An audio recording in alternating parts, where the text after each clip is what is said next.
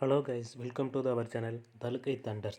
This video sponsored by the Buymode online shopping.com. உங்களுக்கு ஒரு ஆன்லைனில் எதுவும் பொருள் பர்ச்சேஸ் பண்ணோம்னா அதர் வெப்சைட்டை கம்பேர் பண்ணும்போது இதில் ரொம்ப கம்மியாக இருக்குது. வேணுங்கிறவங்க டிஸ்கிரிப்ஷனில் இதோட லிங்க் கொடுத்துருக்கேன், செக் பண்ணி பாருங்கள், ரொம்ப யூஸ்ஃபுல்லாக இருக்கும். வணக்கம் கைஸ், இன்றைக்கான வீடியோவில் நம்ம என்ன பார்க்க போகிறோம்னா திருச்சி மாவட்டத்தில் இருக்க மலைக்கோட்டை பற்றிட்டு பார்க்க போகிறோம். இது பார்த்திங்கன்னா நம்ம தமிழ்நாட்டில் மைய பகுதியாக இருக்க போகிற திருச்சி மாவட்டத்தில் மிக முக்கியமான ஒரு திருச்சியின் அடையாள சின்னமாக இருக்கிறது தான் பார்த்திங்கன்னா நம்ம மலைக்கோட்டை பகுதியாகும். இந்த மலைக்கோட்டை வந்து பார்த்திங்கன்னா 2 பில்லியனுக்கும் பழமையானது என்று தொல்லியல் துறையினால் சொல்லப்படுகிறது. தொல்லியல் துறையின் ஆராய்ச்சி மூலம் நிரூபிக்கப்பட்டுள்ளது. இந்த மையப்பகுதியானது திருச்சியின் முக்கியமான அடையாள சின்னமாகும். தமிழ்நாடுகளின் இந்தியாவின் பழமையான மலை கோயில்களில் ஒன்றாக உலகப்படும். இந்த கோயிலில் வந்து பார்த்திங்கன்னா மேலே வந்து பார்த்திங்கன்னா தாயுமானவர் கோயிலும் மையப்பகுதியாக உச்சி பிள்ளையார் கோயிலும் சிவன் கோயில் இருக்குது. இருந்தாலும் இங்கே உச்சி பிள்ளையார் கோயில் தான் பிரசித்தி பெற்ற கோயிலாகும். இந்த கோயில் வந்து பார்த்திங்கன்னா பல குடைவரை கோயில்களும் உள்ளது. பல்லவர் காலத்து குடைவரை கோயிலும் மற்றும் மதுரை நாயக்கர்கள் அவர்களோட குடைவரை கோயிலும் இங்கே இருக்கிறதா பல வரலாற்று குறிப்புகள் இருக்குது.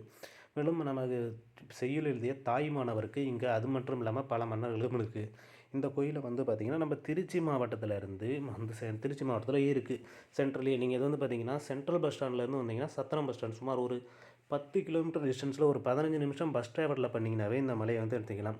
அங்கே இறங்கி பார்த்திங்கன்னா ராக் ஃபோர்ட்டுங்கிற இடத்துல இறங்கி அங்கேருந்து சுமார் ஒரு 300 மீட்டர் நடந்து வந்தீங்கன்னா இந்த இடத்த நம்ம இது பண்ணலாம். இந்த மரத்தை உச்சியிலேருந்து பார்க்கும்போது நம்ம திருச்சி சிட்டிக்கு மிகவும் முழுசாக வியூவும் பார்க்கும்போது ரொம்ப சீரும் சிறப்புமாக பார்த்து முடிக்கலாம். மேலும் பங்குனி மாதத்தில் இந்த மலை வந்து பார்த்திங்கன்னா முழு வெளிச்சத்துடன் வந்து பார்க்கப்படுகிறது. மேலும் இது கீழே தெப்பக்குளமும் இருக்குது. இதுக்கான திருவிழாப்போ இந்த தெப்பக்குளத்தின் தண்ணி எடுத்து பிள்ளையார் கோயில் மிகவும் இருக்கிறது. மேலும் இங்கு யானையிலிருந்து அந்த கோயிலுக்கான சிறப்பாக நடைபெற்று வருகிறது. இந்த கோயிலில் பார்த்தீங்கன்னா பல வகையான சிற்பங்கள் காணப்படுகிறது.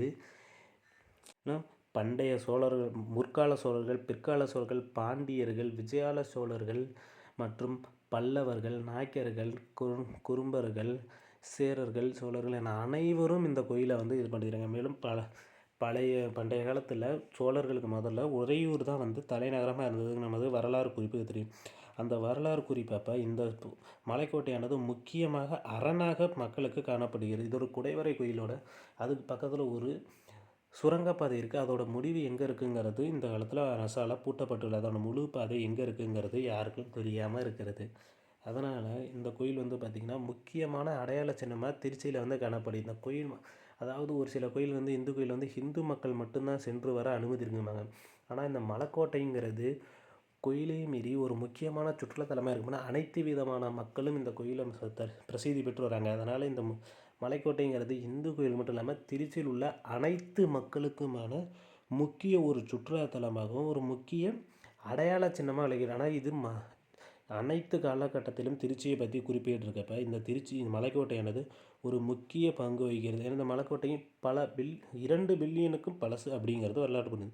இந்த வீடியோ உங்களுக்கு பிடிச்சிருந்துச்சுன்னா லைக் பண்ணுங்கள், ஷேர் பண்ணுங்கள், சப்ஸ்கிரைப் பண்ணுங்கள், மறக்காமல் உங்களுக்கு கமெண்ட் பண்ணுங்கள்.